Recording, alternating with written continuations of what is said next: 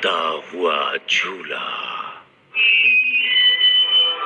10 साल पहले, देहरादून की वो काली रात मैं कभी नहीं भूल सकता। उस वक्त एक नई जॉब के सिलसिले में मेरा वहां जाना हुआ था। तब कंपनी की तरफ से ही रहने के लिए मुझे बंगला दिया गया था। मेरे बंगले के पीछे वाली बालकनी से दूर तक फैली खामोशी दिल में किसी अनहोनी का आभास देती थी। मुझे अच्छी तरह से याद है, मेरा वहां तीसरा दिन था। उस रात ऑफिस से मैं आया ही था कि अचानक एक आवाज ने मेरा ध्यान अपनी ओर खींचा। वो आवाज कुछ ऐसी थी जैसे कोई लोहे की जंजीर से कुछ खींच रहा हो। मैं उस आवाज का पीछा करते करते जैसे ही छत पर पहुंचा, वो आवाज खामोश हो गई। मैं सोच में पड़ गया कि आवाज कहां से आई और अचानक कहां तब गई।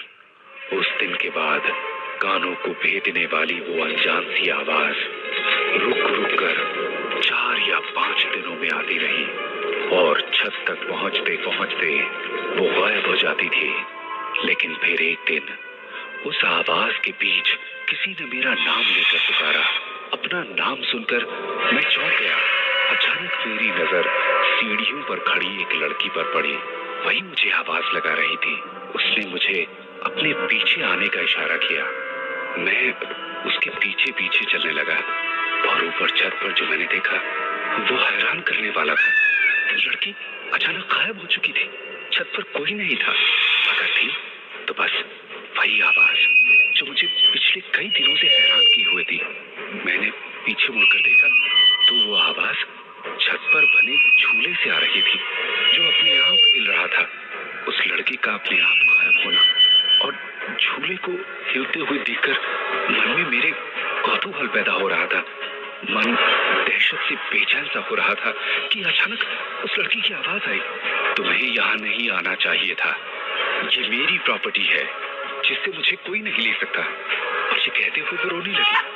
उसने कहा, मेरे पति ने भी मुझसे इस प्रॉपर्टी के लिए इसी झूले से नीचे खाई में धक्का देकर मुझे मार डाला था। उसने मुझे डराते हुए कहा कि पर मैंने भी उसे मार दिया और तुम भी यहाँ से चले जाओ, नहीं तो मैं तुम्हें भी जिंदा नहीं छोड़ूंगी।